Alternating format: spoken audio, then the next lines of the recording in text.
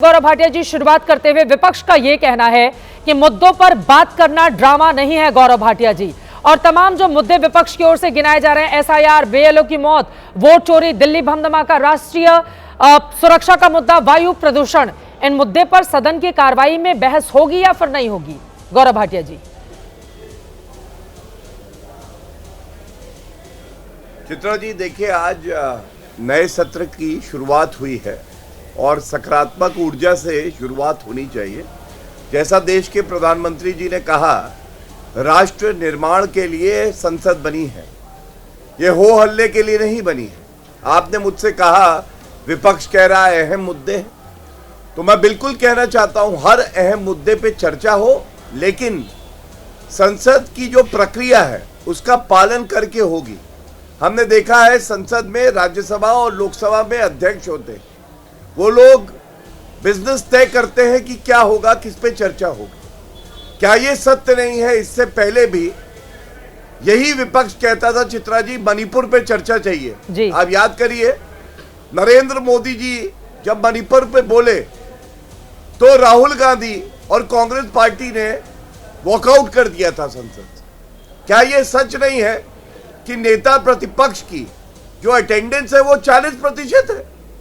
कितने सत्र तो ऐसे हुए जहां 0% अटेंडेंस है, आए नहीं वो पार्लियामेंट। और क्या ये सत्य नहीं है कि नेता प्रतिपक्ष हवाई चुम्बन करते दिखे, आंख मारते हुए दिखे? क्या ये संसद की गरिमा को बढ़ाता है? अब मैं कहता हूं मुद्दे पर आप बात करना चाहते हैं, एसआईआर की बात हो रही है। चित्रा जी, किसी के पास भी जाके पूछिएगा, उनको इतनी कानूनी समझ नहीं है। जो मामला सर्वोच्च न्यायालय में लंबित है, क्या उस पर संसद में चर्चा होनी चाहिए? ये कानूनन होता नहीं है। और जब सर्वोच्च न्यायालय रोक नहीं लगाता है एसआईआर पे, तो या तो आपकी आस्था संविधान और सर्वोच्च न्यायालय में है या नहीं है।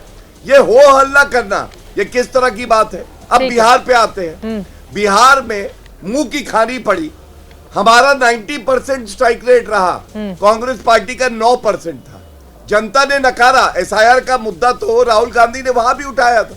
तो ये बोला जाएगा, आज एक जिम्मेदार विपक्ष बनी है। केवल विरोध करने के लिए विरोध मत करिए, ठीक है, और आत्मचिंतन करिए, ये बहुत आवश्यक है। आलोक शर्मा जी, सीधे आपके पास आते हुए, प्रधानमंत्री नरेंद्र मोदी ने बड़ी खरी बोली। उन्होंने कहा सदन पराजय की बौखलाहट का मैदान नहीं बने। जहां हारे वहां पर भी आप लोग नारा लगा चुके हैं, और ऐसे में यहां पर नारेबाजी नहीं बल्कि नीतियों पर डिस्कशन होना चाहिए। आलोक शर्मा जी, क्या कांग्रेस पार्टी इसके लिए तैयार है? क्योंकि वास्तव में जनता भी यही उम्मीद करती है कि वहां पर ड्रामा नहीं बल्कि नीतियों पर चर्चा हो। आप लोग जिस लिए गए हैं वहां पर सांसद बन के, उनको लेकर आगे बढ़े, जनता के मुद्दे उठाए जाए, प्रोडक्टिविटी बढ़े। आलोक शर्मा जी, हंगामे की भेंट नहीं चढ़ता रहे संसद भवन। नहीं, इसका मतलब चित्रा जी, इसका मतलब आप भी मानती हैं कि वहाँ पर ड्रामा ही होता है। खैर, कोई बात नहीं, वो तो आप मान ही सकते हैं। आज ड्रामा तो सबसे पहले मोदी जी ने शुरू किया, सबसे गंदे मजाक के साथ ड्रामा शुरू किया। उन्होंने कहा, देखिए, मौसम का मज़ा लीजिए। सुप्रीम कोर्ट इस सरकार को डिलीवरी के नाम पर लताड़ लगा रहा है और मोदी जी ड्रामे की बात कर रही हैं। लोगों का सांस लेना दूभर हो रहा है और मोदी जी को मजाक सूझ रहा है कि मौसम का मज़ा लीजिए। इससे बड़ा कोई ड्रामा, इससे बड़ा कोई गंदा मजाक दिल्ली की जनता और एनसीआर की जनता के साथ हो सकता है क्या? 2.5 लाख रुपए तो मीडिया के साथियों को याद आ रहे हैं कि 1 मिनट पे खर्च होते हैं, लेकिन लाखों करोड़ रुपया जब चुनाव पे बिहार में जाता है और 15,000 करोड़ की रिश्वत दे के चोरी से सरकार बनती है, वो नहीं दिखाई देता किसी को। दुर्भाग्य ये है कि पूरी तरह से आज लोकतंत्र और संसद मोदी जी ने हाईजैक कर लिया है। संसद में 15-15 बिल 15 मिनट में पास हो जाते हैं। 150 सांसदों को यहाँ पर जिस तरह से सस्पेंड करके बिल पास कराए जाते हैं, पूरा देश देख रहा है। हाँ, किसी मुद्दे पर बात नहीं होनी चाहिए। आपको एसआईआर पर बात नहीं करनी है क्योंकि वो सुप्रीम कोर्ट में लंबित है। अरे भाई, 500 मैटर ऐसे रहे जो सुप्रीम कोर्ट में लंबित रहे, उनके ऊपर संसद चर्चा करती है। सुप्रीम कोर्ट फैसला ले देता है, उसके बाद संसद चर्चा करती है और संसद फैसलों को बदल भी देती है। क्या राम मंदिर के ऊपर जो 50 साल तक जब मामला चला, तो क्या राम मंदिर के मुद्दे के ऊपर कभी किसी ने चर्चा नहीं की संसद में? मैं समझता हूँ केवल ध्यान भटकाने वाली बातें। अब बात आ जाती है ड्रामे से हटकर डिलीवरी पर। मोदी जी ने तो 2 करोड़ रोजगार भी दे दिए होंगे। 15-15 लाख तो सभी के अकाउंट में आ ही गए होंगे। अभी 3 दर्जन के करीब मौतें लाल किले के सामने हो गई, ये भी डिलीवरी इसी सरकार की होगी। सारे घुसपैठिए भेज दिए होंगे इन्होंने बाहर। 5 साल में 5000 घुसपैठिए 11 साल में भेजे गए। इस डिलीवरी की बात करते हैं ये लोग। दुर्भाग्य यह है कि मणिपुर के ऊपर भी प्रधानमंत्री जब जागे, जब नो कॉन्फिडेंस मोशन विपक्ष लेकर आया, नो कॉन्फिडेंस मोशन जब तक आया तब तक नहीं जागे थे। अरे जिस देश के अंदर चित्रा जी सुप्रीम कोर्ट के चीफ जस्टिस को ऊपर जूते मारे जा रहे हो और जूते मारने वालों के पक्ष में लोग खड़े हो जाएं, आप कौन सी डिलीवरी की बात कर रहे हैं मोदी साहब? अगर आप वास्तव में आपके अंदर हिम्मत है तो आप एक प्रेस कॉन्फ्रेंस कीजिए। अरुणाचल प्रदेश जो किरण रिजिजू जी आपके पड़ोस में खड़े थे सुबह के टाइम, उनके ऊपर एक पीसी कीजिए कि उनकी नागरिकता खतरे में। चीन आपको लताड़ लगा रहा है, ट्रंप के सामने बोल नहीं पा रहे हो। 90 रुपए पे डॉलर चला गया मोदी साहब, ये भी विपक्ष की तरफ वजह से चला गया होगा। डिलीवरी की बात करते हैं, 5 किलो राशन दे के देश चलाना चाहते हैं और उसके बाद डिलीवरी की बात करते हैं। लाखों स्कूल बंद हो गए 2014 के बाद मोदी जी, आप डिलीवरी की बात करते हैं। ठीक है, एनसीआरबी के आंकड़े पढ़ लीजिए मोदी जी जरा एक बार। उत्तर प्रदेश और बिहार में महिलाओं का क्या हाल है? केवल तमाम संवैधानिक संस्थाओं को और लोकतंत्र के चौथे स्तंभ को मुट्ठी में कर लेने से देश नहीं चलता। चलिए मैं जवाब ले लेती हूँ। गौरव भाटिया जी आप इस पर जवाब दीजिए, फिर मैं बाकी लोगों के पास जाऊंगी। ठीक है गौरव भाटिया जी, आपने सवाल सुन लिया, जवाब दीजिए। देखिए ऐसा है, अभी बिहार में 6 सीटें आई हैं कांग्रेस पार्टी की, लेकिन राहुल गांधी का तो एक ही लक्ष्य है, पूरी कांग्रेस को जब तक अंडा नहीं बना दूंगा तब तक मैं भस्मासुर नहीं कहलाऊंगा। अरे जनता तो कह ही रही है वो भस्मासुर है। दिल्ली में 0, पश्चिम बंगाल में 0, आंध्र प्रदेश में 0, उत्तर प्रदेश में 2, ये हालत है कांग्रेस पार्टी की। तब भी आके गलत सलत यहां बोलते। अभी ये कह रहे थे गंदा मजाक, ये देखिए ये एक तस्वीर है, पूरे भारत को देखना चाहिए। ये नेता प्रतिपक्ष हैं, संसद में आंख मार रहे हैं, हवाई चुम्बन दिया था इन्होंने। अब आप बताइए ऐसे नेता प्रतिपक्ष से जो बिहार चुनाव से पहले कोलंबिया में बैठे हुए थे, 58 दिन दूर रहे बिहार से, क्या उम्मीद की जा सकती है? अब मैं इनको बताता हूं, बलराम जाखड़ जी 1998 में एक रूलिंग दे चुके हैं, वो अध्यक्ष थे लोकसभा के। क्या बोला उन्होंने स्पष्ट किया कि इलेक्शन कमीशन ऑफ इंडिया की फंक्शनिंग पे कोई चर्चा नहीं हो सकती। मैं पूछना चाहता हूं क्या ये रूलिंग है या नहीं है? तो सर्वोच्च न्यायालय में आपकी आस्था नहीं है और लोकसभा के अध्यक्ष में भी आपकी आस्था नहीं है। ये कैसी कांग्रेस पार्टी है? ये करे तो सब अच्छा, वैसे ये कहे कि नहीं अब ये चर्चा करना चाहते हैं इसलिए हम बात करें। इन्होंने बात करी चीफ जस्टिस ऑफ इंडिया, लेकिन ये मुद्दे तो अहम है ना गौरव भाटिया जी। विपक्षी दलों की ओर से जो मुद्दे उठाए जा रहे हैं, देखिए वायु प्रदूषण दिल्ली की क्या ये बड़ी समस्या नहीं है? राष्ट्रीय सुरक्षा का मुद्दा हो, ये बड़ा दिल्ली बम धमाका, अगर इस पर विपक्षी दल डिस्कशन चाह रहे हैं तो क्या दिक्कत है? सत्ता पक्ष की ये जिम्मेदारी है कि वो विपक्षी दलों को साध कर एक सार्थक चर्चा की दिशा में आगे बढ़े सदन में। आपने बहुत अच्छी बात कही। मैंने पहले भाग में भी कहा था, जो कानून है, नियम है, जो रूल्स और प्रोसीजर हैं, उसी के हिसाब से तो होगा। आप बताइए, मैंने एसआईआर पे आपको बताया, आपने कहा राष्ट्रीय सुरक्षा। चलिए मैं आज एक सवाल फिर से पूछता हूं। चीन की बात करते हैं ना, 43,000 स्क्वायर किलोमीटर भारत की भूमि किसके समय में कब्जाई गई? ये एक तस्वीर है, राहुल गांधी एमओयू साइन कर रहे हैं। कांग्रेस पार्टी जब सत्ता में थी चीन की पार्टी के साथ, पार्टी टू पार्टी।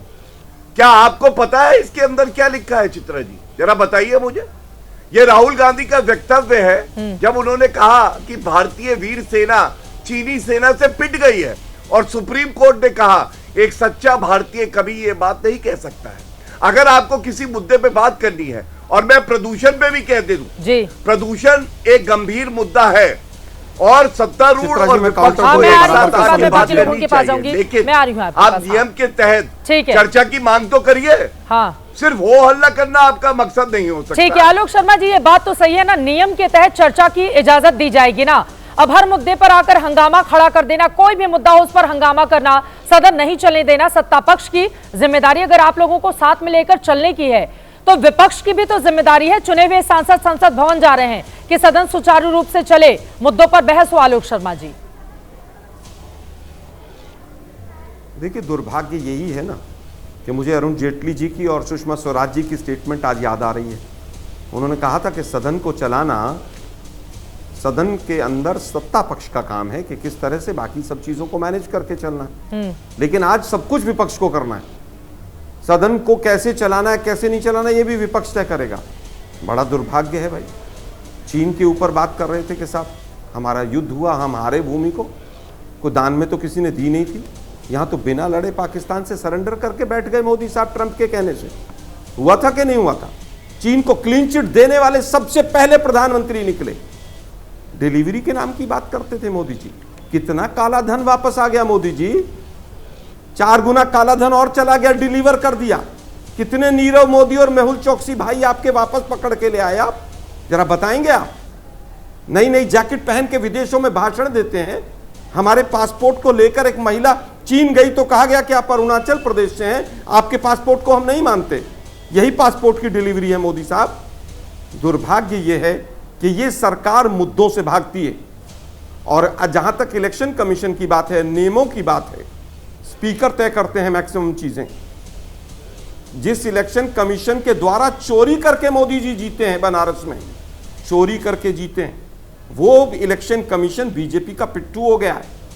आप चुनकर आने की बात कर रहे हैं, बीजेपी के मैक्सिमम आलोक शर्मा सांसद जी, चोरी से आए। नरेंद्र मोदी बिहार के बनारस से अंदर जीते हैं तो वो चोरी करके जीते हैं। राहुल गांधी रायबरेली से जीते, वायनाड से जीते, तो फिर उनको जनता जिता रही है। आलोक शर्मा जी, ये रोना कब तक रोते रहेंगे आप लोग? इससे आगे बढ़ते हैं ना, वहां से फिर प्रियंका गांधी जी भी जीत जाती हैं।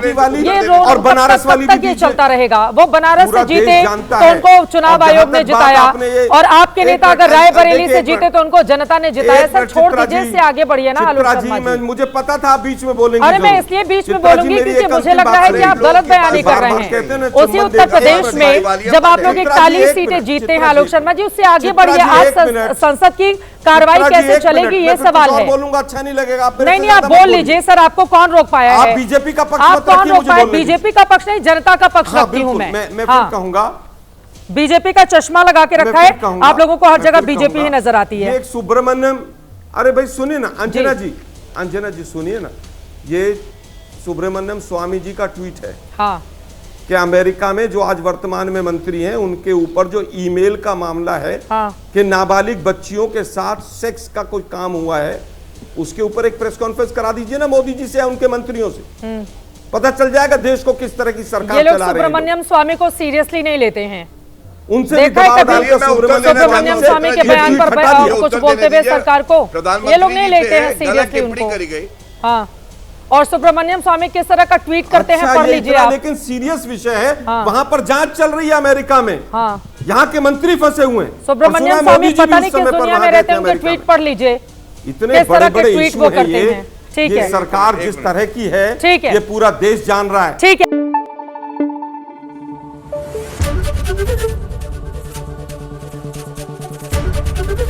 एबीपी न्यूज आपको रखे आगे।